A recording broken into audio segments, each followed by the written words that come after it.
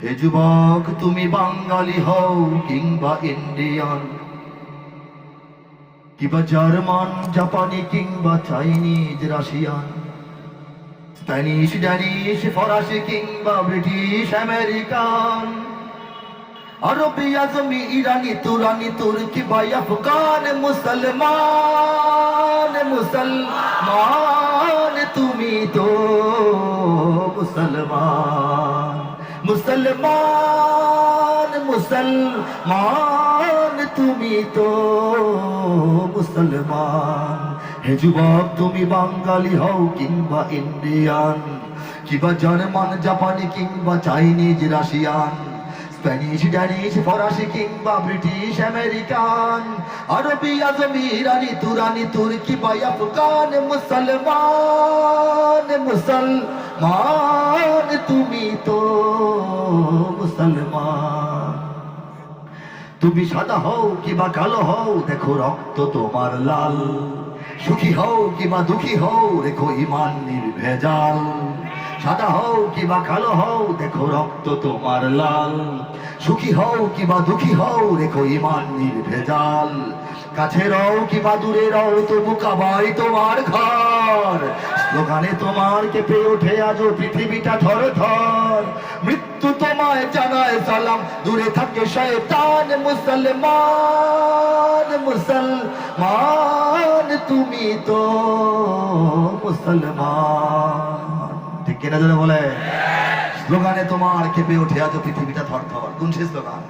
লিল্লাহি তাকবীর। জোরে দেন আল্লাহু আকবার, আল্লাহু আকবার। আল্লামা ইকবাল বলেন, আল্লামা ইকবাল বলেন, মুসলমানদের কবি, তিনি বলেছেন, কি বলেছেন? তিনি বলেছেন, अल्फाज मानी में तफावत नहीं लेकिन मुल्ला की अज़ा और मुजाहिद की अज़ा और। শব্দে এবং অর্থে সারা দুনিয়ার আজানের মধ্যে কোনো পার্থক্য নাই, সব আজানের শব্দগুলিও এক, তর্জমা করেন যে ভাষায় অর্থ হবে এক। এরপরও তদুপরি তা সত্ত্বেও সাধারণ মোল্লা মৌলানাদের, মোল্লা মুন্সি মৌলানাদের, আমরা আমাদের মতো মানুষদের রেগুলার যে মসজিদে আজান, দেশি আজান আর জিহাদের ময়দানে একজন মুজাহিদের আজানের মধ্যে আকাশ পাতাল পার্থক্য রয়েছে। সেই মুজাহিদের আজান আমাদেরকে এখন থেকে দিতে হবে। আল্লাহু আকবার বলেন, আল্লাহু আকবার। মনে হতে পারে হুজুর এই সন্দ্বীপ এলাকার এই একটা গ্রামের মতো অবস্থা এলাকায় এই ফসল কাটা মাঠে বসে আল্লাহু আকবার চিল্লায় বললে লাভ কি হবে? এটা মনে করবেন না। ঢাকায় যখন ভূমিকম্প হয় মানুষজন তো দৌড়ে নেমে আসে পাগলের মতো, লুঙ্গি অর্ধেক বেঁধে নেমে আসে। পাকঘর থেকে মহিলা তাড়াতাড়ি বাচ্চা করে নিয়ে নেমে আসে, আইসা দেখে যে বাচ্চা আনেই নাই, বালিশ নিয়ে আসছে।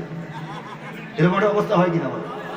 পরে সবাই আবার বিল্ডিং এ ওঠে, ওইটা দেখে টেলিভিশনে স্ক্রল যাচ্ছে, লেখা যাচ্ছে যে এই ভূমিকম্পটি হয়েছে উড়িষ্যায়, হয়েছে তিব্বতে, হয়েছে চীনের এক এলাকায়।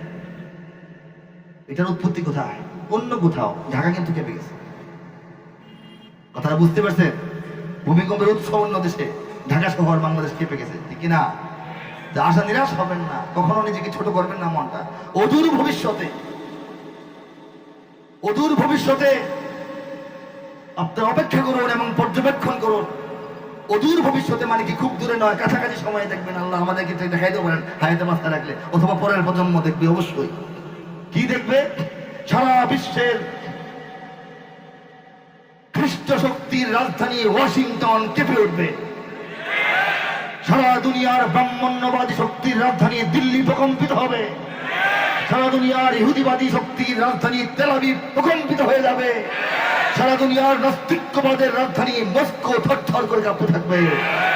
আওয়াজ শুনে আল্লাহু আকবারের খবর নিয়ে দেখবে আওয়াজ এই মাহফিল থেকে হয়েছে। আওয়াজ তো হারায় যায় না, এই ধারে বিদ্যমান থাকে। আল্লাহ পাক সব আওয়াজ কাজে লাগাবেন, অন্তর থেকে সাহসের সঙ্গে আওয়াজটা শুনতে দেবেন। ঠিক কিনা জোরে বলেন?